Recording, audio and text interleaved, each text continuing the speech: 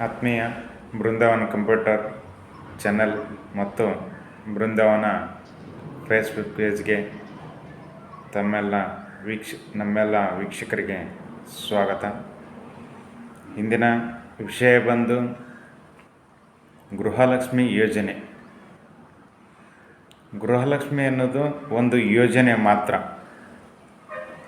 ಇಲ್ಲಿ Facebook, Instagram ಮತ್ತು WhatsApp ಮತ್ತು ಯೂಟ್ಯೂಬ್ನಲ್ಲಿ ನಾವು ಪ್ರತಿದಿನವೂ ಕೇಳ್ತಾ ಇದ್ದೀವಿ.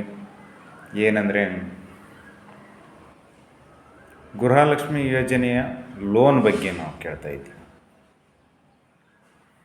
ಬಟ್ ಗೃಹಲಕ್ಷ್ಮಿ ಯೋಜನೆ ಇದೆ.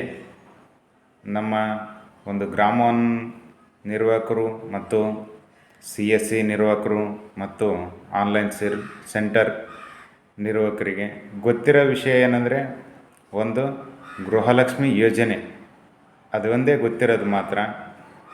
ಸರ್ಕಾರ ಮುಂದಿನ ದಿನಗಳಲ್ಲಿ ಒಂದು ಮಹಿಳೆಯರ ಗೃಹಲಕ್ಷ್ಮಿ ಯೋಜನೆಯ ಲಾಭವನ್ನು ಯಾರು ಪಡೆದುಕೊಡ್ತಾರೋ ಅಂಥವರ ಒಂದು ಸಂಘಟನೆಯನ್ನು ಮಾಡಿ ಆ ಸಂಘಟನೆಯಿಂದ ಲೋನ್ ಕೊಡುವ ವಿಚಾರ ಸರ್ಕಾರದಲ್ಲಿದೆಯೇ. ಆದರೆ ಇಲ್ಲಿವರೆಗೂ ಕೂಡ ಕರ್ನಾಟಕ ಸರ್ಕಾರ ಆ ರೀತಿ ಯಾವುದೇ ಒಂದು ಯೋಜನೆ ರೂಪಿಸಿಲ್ಲ ಇನ್ನುವರೆಗಾದರೂ. ಓನ್ಲಿ ಗೃಹಲಕ್ಷ್ಮಿ ಯೋಜನೆ ಅನ್ನೋದು ಮಾತ್ರ ರೂಪಿಸಿದ್ದಾರೆ.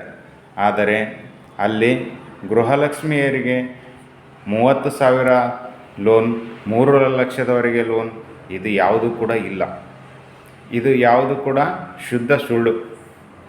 ನಾವು ಸಾಮಾಜಿಕ ಜಾಲತಾಣಗಳಲ್ಲಿ ನೋಡ್ತಾ ಇದ್ದೀವಿ, ಆದರೆ ಅದು ಯಾವುದು ಕೂಡ ಇಲ್ಲ.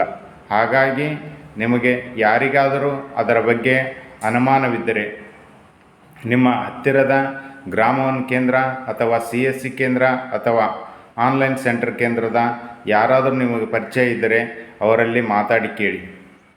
ಯಾವುದೇ ರೀತಿಯ ಗೃಹಲಕ್ಷ್ಮಿಯ ಯೋಜನೆಗೆ ಸಂಬಂಧಿಸಿದಂತೆ ಲೋನ್ ಇಲ್ಲ. ಇಲ್ಲಿವರೆಗೂ ಕೂಡ ಯಾವುದೇ ರೀತಿಯಾಗಿ ಲೋನ್ಗಳನ್ನ ಕೊಟ್ಟಿಲ್ಲ. ಹಾಗಾಗಿ ಗೃಹಲಕ್ಷ್ಮಿ ಯೋಜನೆ ಇದೆ, ಬಟ್ ಗೃಹಲಕ್ಷ್ಮಿಗೆ ಸಂಬಂಧಿಸಿದಂತೆ ಲೋನ್ ಯಾರೂ ಕೊಡ್ತಾ ಇಲ್ಲ. ಸರ್ಕಾರದ ಚಿಂತನೆ ಇದೆ. ಚಿಂತನೆ ಏನಂದರೆ ಇಂತಿಷ್ಟು ಜನ ಗೃಹಲಕ್ಷ್ಮಿ ಯೋಜನೆ ಪಡೆಯುವಂಥವ್ರನ್ನ ಒಂದು ಗುಂಪು ಮಾಡಿ ಆ ಗುಂಪಿನಿಂದ ಅವ್ರದ್ದೇ ಆದಂಥ ಒಂದು ಹಣವನ್ನು ಸೇವ್ ಮಾಡಿ ಅವರೇ ಠೇವಣಿ ಮಾಡಿ ಅವರಿಂದಲೇ ಸಾಲ ಕೊಡುವಂತಹ ಒಂದು ಯೋಜನೆ ರೂಪಿಸೋಣ ಅನ್ನುವಂಥ ಒಂದು ಚಿಂತನೆ ಸರ್ಕಾರದಲ್ಲಿದೆ. ಆದರೆ ಇಲ್ಲಿವರೆಗೂ ಕೂಡ ಯಾವುದೇ ರೀತಿಯಾಗಿ ಸರ್ಕಾರದ ಆ ಥರ ಯೋಜನೆಯೂ ಕೂಡ ಇಲ್ಲ. ಹಾಗಾಗಿ ಪ್ರತಿಯೊಬ್ಬರು ಕೂಡ ಗೃಹಲಕ್ಷ್ಮಿ ಯೋಜನೆ ಪಡೆಯುವಂಥವರು ನಂಬಬೇಡಿ. 30,000ದಿಂದ 3 ಲಕ್ಷದವರೆಗೆ ಲೋನ್ ಅಂತ ಹೇಳ್ತಾ ಇದ್ದಾರೆ, ಬಟ್ ಅದು ಯಾರೂ ಕೊಡಲ್ಲ. ದಯವಿಟ್ಟು ಏನೇ ನಿಮಗೆ ಸಂದೇಹವಿದ್ದರೆ ನಿಮ್ಮ ಹತ್ತಿರದ ಗ್ರಾಮವನ್ ಕೇಂದ್ರಕ್ಕೆ ಸಂಪರ್ಕಿಸಿ ಅಥವಾ CSC ಸೆಂಟರ್ ಸಂಪರ್ಕಿಸಿ ಅಥವಾ ಆನ್ಲೈನ್ ಸೆಂಟ್ರನ್ನು ನೀವು ಸಂಪರ್ಕಿಸಿ ವಿಚಾರ ಮಾಡಿ. ಹಾಗಾಗಿ ಈ ರೀತಿಯಾಗಿ ಯಾವುದೇ ಒಂದು ಯೋಜನೆ ಇಲ್ಲ ಅಂತ ನಾವು ಇವತ್ತು ತಿಳಿಸ್ತಾ ಇದ್ದೀವಿ. ನಾವು ಸಾಮಾಜಿಕ ಜಾಲತಾಣಗಳಲ್ಲಿ ನಾವು ಕೂಡ ನೋಡಿದ್ದೀವಿ, ಬಟ್ ಆ ರೀತಿ ಯಾವುದೇ ಆದೇಶ ಕೂಡ ಇಲ್ಲ.